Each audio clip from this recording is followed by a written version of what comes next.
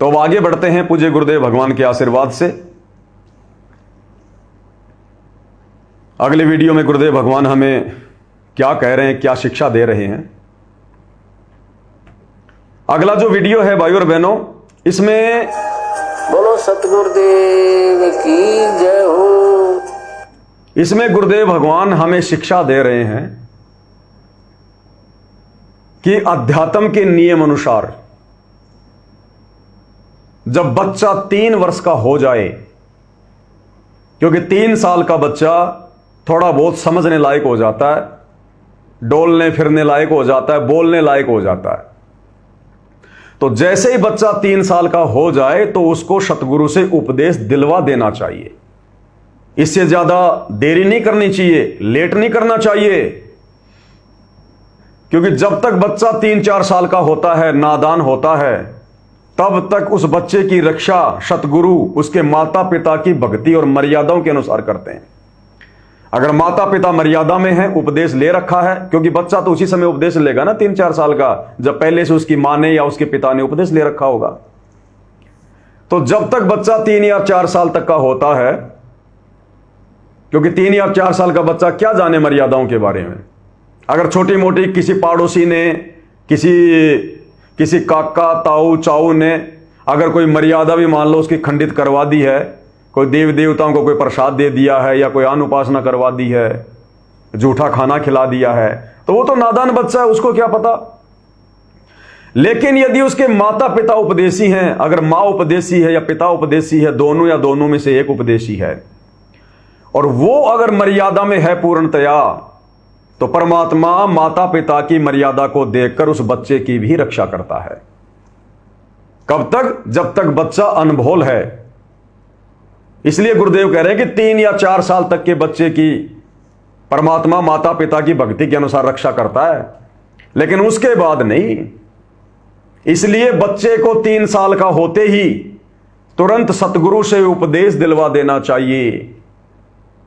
अब वो 3 साल का बच्चा जैसे भी भक्ति करेगा, करता रहेगा, चलते फिरते उठते बैठते, आरती में कभी सो रहा है, कभी कर ली, कभी भाग गया, कोई दिक्कत नहीं। मंत्र जाप कभी कर रहा है, कभी छोड़ दिए, कभी माता पिता के साथ करने लग गया, फिर खेलने चला गया। वो जैसा भी है, चलता फिरता उठता बैठता, जैसी भी अपनी आधी अधूरी भक्ति करता रहेगा, वो करता रहेगा, क्योंकि वो बच्चा है। और परमात्मा फिर उसको संभाल लेगा, क्योंकि आपने अपने बच्चे को परमात्मा से जोड़ दिया, सतगुरु से उसका कनेक्शन जोड़ दिया। तो गुरुदेव कह रहे हैं कि 3 साल तक के बच्चे को परमात्मा से जोड़ देना चाहिए, गलती नहीं करनी चाहिए। और आम समाज में क्या धारणा है कि बच्चों की उम्र तो खाने खेलने की है, अभी इनकी उम्र कोई भक्ति करने की थोड़ी है। फिर वो थोड़ा बड़ा होता है, स्कूल जाता है, और फिर अगर कोई बात आती है कि साहब इसको उपदेश दिला दो, तो फिर लोग कहेंगे कि नहीं नहीं, अभी तो इसके पढ़ने लिखने की उम्र है, पढ़ने लिखने की। भक्ति तो बुढ़ापे में की जाती है। फिर थोड़ा बड़ा हो जाता है, ब्याह शादी हो जाती है, उसके बाद फिर वो ना मां की मानेगा ना वो बाप की मानेगा। फिर उसने लेना है तो लेगा, नहीं लेना है तो नहीं लेगा उपदेश। फिर वो खुद ही मस्ती में छा जाएगा, फिर वो घर गृहस्थी के चक्कर में लग जाएगा। तो आम समाज वाले कहते हैं कि वो बुढ़ापे में भक्ति होती है। अब बताओ, बुढ़ापा यदि उसका नहीं आया तो? अगर जवानी में किसी कारण से जैसा उसका संस्कार है, अगर शरीर छूट गया तो? क्योंकि जितनी सांसें भगवान ने दी हैं वो चाहे बचपन में समाप्त हो जाए, चाहे जवानी में हो जाओ। अगर बुढ़ापा आया ही नहीं तो बुढ़ापे में क्या भक्ति की फिर उसने? इसलिए सतगुरु कहते हैं कि 3 साल के बच्चे को उपदेश दिलवा देना चाहिए। आगे चलकर उसके भाग्य में अगर मृत्यु भी है, अगर कोई बुरा संस्कार भी है, अगर कोई एक्सीडेंट में मृत्यु होनी है, जैसे हम देखते हैं स्कूल की बस खाई में गिर गई, रोड से नीचे उतर गई, स्कूल के बच्चों की बस जो है वो पलटी मार गई, 4 बच्चे मर गए, 10 बच्चे मर गए। तो ऐसा यदि कोई उसके संस्कार में है घटना, और यदि आपने सतगुरु से जोड़ रखा है, तो परमात्मा उन घटनाओं से भी उस बच्चे की रक्षा करेगा। भाग्य में अगर मृत्यु है, परमात्मा उसको भी टाल देगा। इसलिए 3 साल के बच्चे को भक्ति से जोड़ देना चाहिए। और बचपन से भक्ति करेगा तो आगे चलकर उसका काम धंधा भी बहुत अच्छा चलेगा, उसका व्यापार बिजनेस भी बहुत अच्छा होगा, किसी से मांगने की जरूरत नहीं पड़ेगी, किसी के आगे हाथ फैलाने की जरूरत नहीं पड़ेगी, क्योंकि उसके पास में ढेर सारा भक्ति धन होगा। अरे आप और हमारे लिए क्या कहते हैं गुरुदेव कि धीरे धीरे रे मनवा धीरे सब कुछ होए, माली सींचे सो घड़ा समय आए फल होए। गुरुदेव कहते हैं बच्चों तुम जल्दबाजी मत करो, थोड़ा धैर्य रखो। युगों युगों से तुम अपनी भक्ति को खा चुके हो, खर्च कर चुके हो, तुम खाली हो खाली। अब दोबारा से तुम्हारे को भक्ति का चार्जर मिला है, सच्ची भक्ति मिली है। अब तुम कम से कम 4-5 साल दो इस भक्ति को, कम से कम 4-5 साल, फिर देखना भगवान तुम्हारे घर में वो सुख देगा, तुम रोज गिनाया करोगे रोज। और फिर गुरुदेव हमें एग्जाम्पल देते हैं आम के बीज का, आम के पौधे का, कि आम के पौधे को जमीन में बीजते ही डालते ही उसके आम नहीं लगते, कम से कम 4-5 साल लगती है। 4-5 साल में उसकी सुरक्षा करनी पड़ती है, उसमें खाद पानी देना पड़ता है, जानवरों से रक्षा करनी पड़ती है, तब कहीं जाकर 4-5 साल में वो पेड़ बनता है और फिर उसके आम लगते हैं। और फिर इतने आम लगेंगे तुम भी खाओ, गांव वाले भी खाओ, रिश्तेदार भी ले जाओ, फिर भी लगे रहेंगे। तो गुरुदेव कह रहे हैं कि बच्चों तुम 4-5 साल दो इस भगवान को, धैर्य रखो, इधर उधर की मत सुनो, पता नहीं काल प्रेरणा से लोग क्या क्या कहेंगे। तुम्हारे रिश्तेदार, जहां तुम काम धंधा कर रहे हो, ऑफिस में मजदूरी जहां भी कर रहे हो, वो लोग तुम्हारे रिश्तेदार, आड़ोसी पाड़ोसी, किसी का पति, किसी की पत्नी, ये काल प्रेरणा से तुम्हें भक्ति से दूर करना चाहेंगे। तो तुम किसी की मत सुनना, फिर कि मत सुनना इस मन शैतान की यो चौकस गाल है घेरी, कि ये नाम उपदेश लेने के बाद में कान बंद कर लेना, किसी की मत सुनना, केवल अपने सतगुरु की सुनना, उनके सत्संग सुनना। और 5 साल दो इस परमात्मा को और मर्यादाओं में रहो, फिर देखो तुम्हारे कितनी बल्ले बल्ले होगी। तो परमेश्वर आप और हमारे लिए कह रहे हैं, जो किसी ने 20 साल में नाम लिया, किसी ने 40 साल में, किसी ने 50 साल में, और जो बच्चा 3 साल से ही भक्ति करने लग जाएगा, और जब वो 20-25 साल का होगा तब उसकी कितनी भक्ति बन जाएगी। जब आप और हमारी 5 साल में ही परमात्मा गारंटी ले रहे हैं, तो वो तो बचपन से भक्ति करेगा। और जब उसका काम धंधा करने का समय आएगा 15-20 साल बाद, तो परमात्मा आगे से आगे व्यवस्था करेगा उसकी, आगे से आगे। माता पिता को टेंशन लेने की जरूरत नहीं फिर। और जो बच्चे भक्ति नहीं करते, जिनके माता पिता भक्ति नहीं करते, उनको केवल वही मिलेगा, उतना ही मिलेगा और वैसा ही मिलेगा जैसा उनकी पूर्व भक्ति के अनुसार परमात्मा ने उनका भाग्य लिखा हुआ है। इससे कम ज्यादा कुछ नहीं हो सकता। इसीलिए तो ये समाज चोर बन गया, लोग जो है वो ठग बन गए, धोखाधड़ी करने लग गए, झूठ बोलने लग गए, क्योंकि उन्होंने सारे यत्न कर लिए, सारे प्रयत्न कर लिए, पढ़ाई लिखाई कर ली, पैसा खूब लगा दिया, काम धंधे में लगा दिया, और धंधा उनका फेल, नौकरी किसी को मिल नहीं रही। फिर वो सोचते हैं कि मैं इतना पढ़ लिया, लिख लिया, मैं इतना योग्य, मैं इतना काबिल, और मुझे मेरी काबिलियत के अनुसार नौकरी नहीं मिल रही।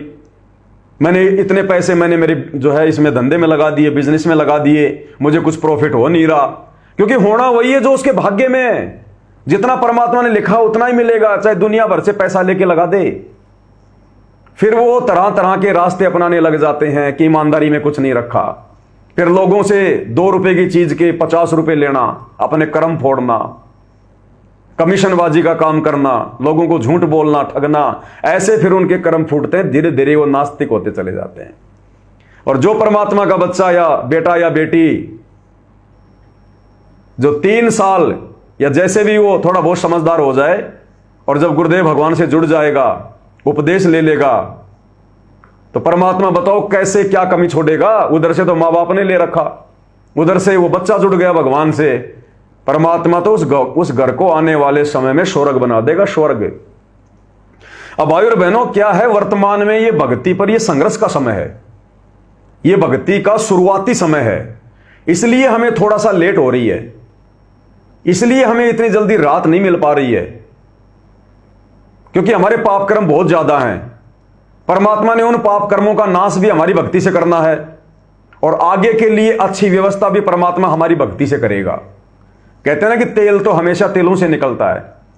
तो वर्तमान में हम जो भक्ति कर रहे हैं, उस भक्ति से परमात्मा हमारे पिछले पाप कर्म भी धीरे धीरे नाश करेगा, और आगे के लिए अच्छी व्यवस्था भी करेगा धीरे धीरे। इसलिए हमें थोड़ा समय लग रहा है। और आने वाले समय में 2030 के बाद क्योंकि 2028 तो युग परिवर्तन का समय है।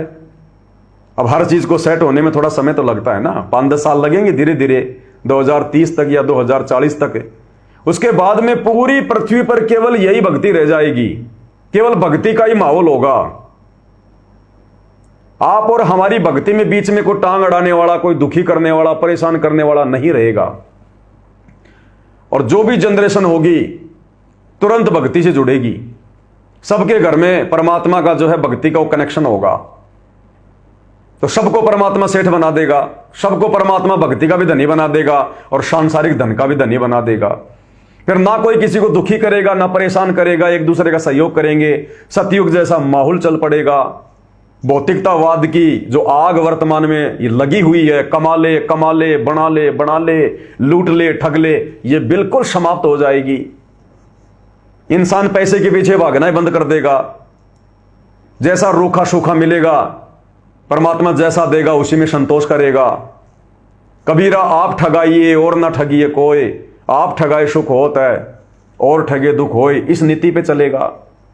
फिर समय पे परमात्मा बरसात करेगा, पशुधन बढ़ जाएगा। थोड़ी सी जमीन में बहुत सारा ढेर सारा अनाज हो जाएगा। किसी कारणवश आपके अनाज नहीं हुआ, दूसरे भगत आपके घर पर बोरियां डाल जाएंगे। इतना प्यार प्रेम वाला माहौल होगा, तो कोई दुख होगा ही नहीं, कोई परेशानी होगी नहीं, कोई समस्या होगी नहीं। इसलिए वर्तमान में ये भक्ति की शुरुआत है। और सोचो भाई और बहनों, भक्ति आप और हमसे भक्ति करवाने वाला भगवान जब वो अभी तक संघर्ष कर रहा है, तो आप और हम कैसे भक्ति कर सकते हैं? हम भक्ति अवश्य कर रहे हैं, लेकिन अभी वो समय नहीं है कि हम उस भाव से हम भक्ति कर सकें। अभी तो 100 प्रकार की टेंशन आप और हमारे पीछे लगी हुई है। अभी तो भक्तों में आपस में राग द्वेष ईर्ष्या मान बढ़ाई छल कपट धोखाधड़ी। अभी तो भगत ही भगत नहीं बन रहे। और भगवान जो भक्ति करवाने आया है वो खुद संघर्ष कर रहा है, जेल में बैठा है। आप और हम कैसे भक्ति कर लेंगे? लेकिन जैसी भी है अपनी मर्यादाओं में रह के हम करते रहें, तभी वो समय आएगा। तो भक्ति का समय भाई और बहनों 2028 के बाद आएगा, 2030 के आसपास आएगा। फिर देखना भक्ति का आनंद। जैसे आज हम सत्सेवक भाई बहन है कई हजारों की संख्या में, और जहां भी हम आपस में मिलते हैं तो कोई विरोधाभास नहीं होता। कबीरा तहां जाइए रह संतन की प्रीत, इष्ट मिले और मन मिले, मिले सकल रस रीत। हमारा भगवान एक सतगुरु रामपाल जी, हम सबकी मर्यादाएं समान, हम सब साथ संगति के नियमों को फॉलो करते हैं, कोई विरोधाभास नहीं है। तो आपस में प्यार प्रेम बनेगा, राग द्वेष होगा ही नहीं, छल कपट होगा ही नहीं, मनमुटाव होगा ही नहीं। तो आने वाले समय में इसी प्रकार से पूरी पृथ्वी पर सभी आपस में साध संगति से जुड़े होंगे। देखो बहुत सारे भगत भाई बहन मन में शंका पैदा कर लेते हैं, साध संगति का नाम सुनते ही उनके मन में मुझ पवन दास की सूरत आती है। यह भी कमजोरी है, यह भी कमजोरी है। अरे साध संगति का मतलब क्या होता है? जैसे हमने लोगो बनवा रखा है साध संगति का, उसमें 16 भगत के आभूषण है, बहुत अच्छी बात है ताकि हमें याद रहे। बीच में गुरुदेव की फोटो है, बहुत अच्छी बात है। ऊपर लिखा है साध संगति से जुड़िए। अब साध संगति का नाम आते ही काला अंदर पता नहीं क्या क्या कुप्रेरणा करेगा, ये तो पवन दास ने बना रखा है, पवन दास ने चला रखी है। अरे तुमने सत्संग क्या सुने? उसमें पवन दास का नाम नहीं है, उसमें लिखा है साध संगति से जुड़िए। अरे साध संगति यानी सच्चे संत की संगति से, सच्चे साधु की संगति से। साधु हम भी हैं, संत हम भी हैं, लेकिन जो प्रथम साधु है, जो प्रथम संत है, वो गुरुदेव भगवान है। तो उस लोगों में सतगुरुदेव भगवान से जुड़ने की बात कही गई है कि साध संगति से जुड़िए, कि नकली आन उपासना को त्यागिए, ओछी साधनाओं को त्यागिए, शास्त्र विरुद्ध साधनाओं को त्यागो, नकली संतों को त्यागो, और साध संगति यानी सच्चे साध की, सच्चे संत की संगति से जुड़िए, यानी सतगुरु रामपाल जी भगवान से जुड़िए, उनके सत्संग सुनना शुरू कीजिए। और नीचे लिखा है ज्ञान आधार से, ज्ञान को आधार बनाकर। तो ये तो गुरुदेव कहते हैं कि बच्चों ज्ञान को आधार नहीं बनाओगे तो तुम्हें कोई भी डगमग कर देगा। तो बताओ साध संगति के लोगों में मुझ पवन दास का या किसी अन्य सत्सेवक भाई बहन का क्या रोल है? लेकिन फिर भी कुछ भगत भाई बहन उसको नहीं लगाते। तो ये तो देखो उनके अपने विचार हैं, इस पे हम ज्यादा कुछ टिप्पणी नहीं करेंगे। तो इसलिए परमेश्वर कह रहे हैं कि बच्चों, जब बच्चा 3 साल का हो जाए तो उसको सतगुरु से उपदेश अवश्य दिलवाना चाहिए। वो जैसा भी मर्यादा तोड़ेगा, रहेगा, करेगा, भक्ति नहीं करेगा, खाता पीता, उठता बैठता, रोता, स्कूल में जाता जाता, जैसा भी करेगा, परमात्मा वैसे उसकी रक्षा करता रहेगा, क्योंकि उसने कनेक्शन ले रखा है। और वर्तमान में समस्या उत्पन्न होगी कि ये 2025 का समय चल रहा है और वर्तमान में गुरुदेव भगवान अपने मिशन के तहत हिसार जेल में बैठे हुए हैं और हम लोग साध संगति से जुड़े हुए हैं। आश्रमों में हम जाते नहीं, क्योंकि हमें आश्रमों की सच्चाई का पता चल गया कि गुरुदेव का आदेश नहीं है, मनमाना आचरण है। आश्रमों में काल बैठा हुआ है, सारे मर्यादा विरुद्ध कुकर्म किए जा रहे हैं। हम वहां क्यों जाएं, क्या करेंगे? तो फिर हम बच्चों को कैसे उपदेश दिलाएं? तो जैसे आप जुड़े हुए हैं संकल्प लेकर, वैसे ही आप अपने बच्चों को भी संकल्प दिलवा दो। जैसे ही बच्चा 3 साढ़े 3 साल का हो जाए, समझदार हो जाए, ठीक है, वो भक्ति तो आपके साथ साथ वो पहले भी वो थोड़ी बहुत वो कर ही रहा होता है। आप आरती करते हो वो भी करता है, आप भोग लगाते हो वो भी खड़ा हो जाता है, वो दंडवत भी करता है, सारी करता है। जैसा माँ बाप करेंगे बच्चा तो वैसा करेगा। बच्चे को थोड़ी पता ये क्या भक्ति है, रामकृष्ण क्या है, कबीर भगवान क्या है। वो तो जैसा माता पिता कर रहे हैं बच्चा वैसा ही करता है। लेकिन गुरु जी के विधान को भी फॉलो करना है कि जैसे ही बच्चा 3 वर्ष के आसपास हो जाए उसको उपदेश से जोड़ देना चाहिए। तो जैसे ही आपका बच्चा 3 साल का हो जाए, यदि किसी भाई बहन ने संकल्प ले रखा है, साथ संगति से जुड़ा हुआ है, या मान लो किसी ने उपदेश भी ले रखा है इन आश्रमों से जैसे भी पहले, और अब उनके बच्चे 3-4 साल के हो गए, तो भाई और बहनों आपने उनको संकल्प अवश्य दिलवाना है। अगर कोई आश्रमों से जुड़ा हुआ है, वो अगर साथ संगति को फॉलो नहीं करता है, तो वो आश्रमों में जाके नाम दिलवा दे, वो नामदान सेंटर पे जाके उसको नाम दीक्षा से जोड़ दे। और जो साध संगति से जुड़ा है वो फिर अपने बच्चे को बैठाकर सतगुरु के दरबार में उपदेश जो है वो करवा दे, उसको संकल्प करवा दे, गुरुदेव को दंडवत करवा दे। और आप बच्चों को बोलो कि जैसे मैं बोलूं वैसे तुम बोलना, या आप अपने बच्चे की तरफ से भी बोल सकते हो उस भगवान से, क्योंकि मालिक अंतर्यामी सब जानता है कि हे परमात्मा, आज से आपकी ये आत्मा आपके चरणों में है, आपके विधान अनुसार दास आपकी गैर हाजिरी में इसको संकल्प दीक्षा दिलवा रही है। परमेश्वर अपनी आत्मा को संभालना, और जितना मेरा प्रयास होगा मैं इसको मर्यादा में रखने का प्रयास करूंगा, और जैसे मैं भक्ति कर रही हूं आपके आशीर्वाद से या कर रहा हूं वैसे अपने बच्चों को भी मैं भक्ति अवश्य करवाऊंगा। तो आपने अपने बच्चे को गुरुदेव से जोड़ दिया, आपने संकल्प उसको दिलवा दिया, तो सतगुरु ने उसको अपने हाथों में ले लिया, काल की हद से बाहर कर दिया सतगुरु ने। क्योंकि संकल्प में तो बहुत बड़ी शक्ति होती है, बहुत बड़ी। अरे संकल्प लेकर मन में दृढ़ धारणा करके एकलव्य अर्जुन से भी बड़ा धनुर्धर बन गया था, अर्जुन से भी बड़ा। तो संकल्प में बहुत बड़ी शक्ति है भाई और बहनों, बहुत बड़ी। तो गुरुदेव भगवान क्या कह रहे हैं, अब हम ये सत्संग सुनते हैं। अब इस सत्संग को सुनेंगे तो भाई और बहनों हमें आसानी से समझ में आएगा। इसलिए ये शॉर्ट वीडियो गुरुदेव के सत्संगों का सार है, और इसलिए दास की ड्यूटी भगवान ने लगवाई है कि दास आपको समझाएगा, तभी आपको इन छोटे छोटे सत्संगों का जो मर्म है वो समझ में आएगा। तो इतनी बातें सुनने के बाद अब आपको समझ में आ जाएगा ये। बोलो सतगुरुदेव की जय हो। तो भक्ति के लिए तो संतों ने बताया है, सदग्रंथों में भी यही लिखा पाया है कि भक्ति के लिए जब भी बच्चा 3 वर्ष का हो जाए बोलने लग जा, 3 वर्ष के बालक को उपदेश दिला देना चाहिए। जैसा भी करे वो थोड़ा बहुत करता रहेगा, क्योंकि घर में जब चर्चा चलती है, मंत्र चलेंगे तो वो भी बोलेगा, अपने आप बोलता रहेगा, बच्चे को ज्यादा असर होता है, प्रभाव बनता है। तो 3 वर्ष तक बच्चा माता पिता के आश्रित होता है। माता पिता ने दीक्षा ले ली, मर्यादा में रहेंगे तो परमात्मा उनके उस स्तर के बच्चों की भी रक्षा करेंगे, और फिर उन बच्चों को नाम से जोड़ देना चाहिए।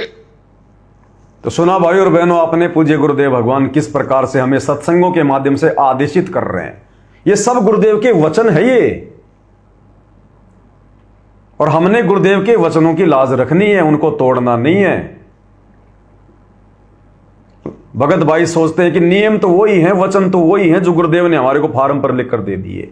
अरे वो तो भक्ति की शुरुआती है, शुरुआत है, वो तो कुछ भी नहीं है, कुछ भी। प्रथम नाम दीक्षा के समय 11 या वो 21 नियम तो ज्ञानगंगा में फार्म पे तो खाली 10 या 11 लिखे होते हैं। शतनाम के समय 34 या 35 नियम, ये तो खाली शुरुआती नियम है, एक बार भक्ति पर लगाए रखने के लिए। उसके बाद जैसे जैसे हम सत्संग सुनते चले जाएंगे, दिन प्रतिदिन नए नए नियम सामने आएंगे, नए नए नियम, और वो सारे के सारे नियम फॉलो करने पड़ेंगे, सारे के सारे दृढ़ता के साथ। जैसे फार्म पर लिखें उनको दृढ़ता से फॉलो करते हैं, वैसे फिर सत्संगों के माध्यम से जैसे जैसे हमें पता चलता जाएगा, वैसे ही हमने गुरुदेव के नियमों को फॉलो करते हुए चलना है। तो सोचो भाई और बहनों, अभी जो सतलोक आश्रमों से जुड़े भाई बहन हैं, हमारे गुरु भाई बहन हैं, वो तो अभी तक वो नियम भी फॉलो नहीं कर रहे जो गुरुदेव ने फार्म पर लिख कर दिए हैं। जबकि वो तो सार नाम ले लिए, सार शब्द ले लिए। ये सार नाम और सार शब्द वाले सबसे ज्यादा मूर्ख बन रहे हैं। काल की सबसे ज्यादा बेगार इन आश्रमों में, जगह जगह भटकना, राजनेताओं की रैलियों में, परशुराम की जयंती में, कबीर की जयंती में, सिरसा में, जगह जगह भंडारे लगाना, राशन बांटना, लोगों की धर्मशाला बनवाना, आरक्षणों में जाके बैठना, दुनिया भर की बकवादें करना, मान बढ़ाई में सड़ना, सबसे ज्यादा काल की बेगार ये सार नाम और सार शब्द लिए हुए कर रहे हैं। क्योंकि जब गुरुजी के दोनों लड़के, दोनों लड़कियां और गुरुजी की जो पत्नी है सांसारिक, गुरुजी का जो परिवार है, उनके जो रिश्तेदार हैं, वो तो सब ले लिए सार शब्द। गुरुजी के जेल जाने के बाद में डीवीडी उनके हाथ में है, ओम सोहम सत्य कबीरा, ओम सोहम सत्य कबीरा, सब जप रहे हैं। तो सोचो जब वो बड़े बड़े वो महारथी, भीष्म पितामह, वो कर्ण और वो द्रोणाचार्य जैसे गुरुजी के परिवार वाले, क्योंकि सारे कुकर्म तो वही करवा रहे हैं संगत से, तो जब उनको सद्बुद्धि नहीं है तो उनके पीछे लगी हुई बेचारी संगत को कहां से सद्बुद्धि आएगी। तो फार्मों वाले नियम, साथ में सत्संग सुनने के चलते जो नियम समझ में आते हैं वो, और इसके अलावा गुरुदेव ने बताया कॉमन सेंस से भी समझ में आ जाना चाहिए कि क्या नियम है, क्या क्या सावधानियां बरतनी है, कॉमन सेंस से भी। तो ये सारी चीजें सत्सेवक भाई बहन अप्लाई कर रहे हैं अपने ऊपर, तभी आज हम इतने सफल हैं, इतने सक्सेस है भक्ति मार्ग पर, और तभी गुरुदेव भगवान हमारे निकट है, हमारे साथ है, पल पल उनका आशीर्वाद है, उनकी मेहर बरस रही है। तभी हम इतने दृढ़ होकर और हर प्रकार से निर्विकारी हंस बनने की ओर अग्रसर हैं। अन्यथा कामी क्रोधी लालची इनसे भक्ति न होए, भक्ति करे कोई शूरमा, जात वर्ण कुल खोए। तो भाई और बहनों, इसी प्रकार से गुरुदेव भगवान अपना आशीर्वाद आप और हमारे ऊपर बनाए रखें, और हम इसी प्रकार से पूज्य गुरुदेव भगवान की महिमा करते रहें। प्रतिदिन परमात्मा हमें मौका देते रहें, और ये मौका भाई और बहनों उसी समय तक मिलेगा जब तक हम मर्यादाओं में हैं।